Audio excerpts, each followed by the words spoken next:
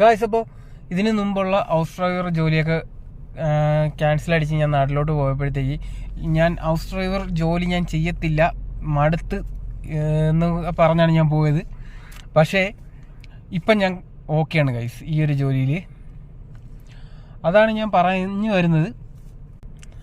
നമുക്ക് ഒരുപാട് ജോലികൾ നമ്മൾ ചെയ്യുമെങ്കിലും നമുക്കൊരു ജോലിയിൽ സ്ഥിരമായിട്ട് വെയിറ്റ് ചെയ്യാൻ നമുക്ക് സാധിക്കത്തില്ല.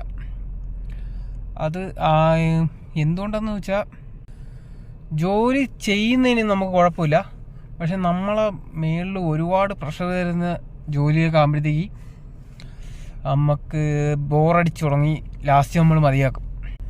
ഞാനും അങ്ങനെയായിരുന്നു, ഒരുപാട് ജോലി ചെയ്തിട്ടുണ്ട്. നിങ്ങളൊക്കെ ചിന്തിക്കാൻ പറ്റുന്നതിന് ഒരുപാട് ജോലി ഞാൻ ചെയ്തിട്ടുണ്ട്.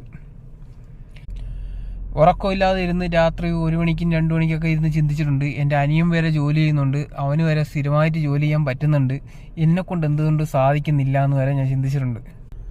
അപ്പോൾ അതുപോലെ ചിന്തിക്കുന്ന ആരെങ്കിലുമൊക്കെ ആണ് നിങ്ങളെങ്കിൽ എനിക്ക് നിങ്ങളുടെ അടുത്ത് പറയാനുള്ളത്, നമുക്ക് ഒരു ടൈം വരും ഗൈസ്, നമുക്കൊരു ജോലി കിട്ടും.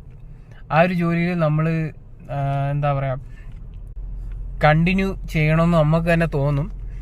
അപ്പോൾ അങ്ങനെ ഒരു ജോലി വരുന്നത് വരെ നിങ്ങൾ നോക്കിക്കൊണ്ടേയിരിക്കുക, ട്രൈ ചെയ്തുകൊണ്ടേയിരിക്കുക.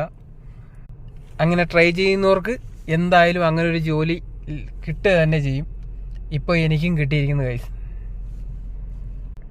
നല്ല മനുഷ്യരാണ് കേട്ടോ, നല്ല ആൾക്കാരാണ്. ഞാൻ ഒരു 2-3 വീട്ടിലൊക്കെ ഹൗസ് ഡ്രൈവറായിട്ട് ജോലി ചെയ്തിട്ടുണ്ട്.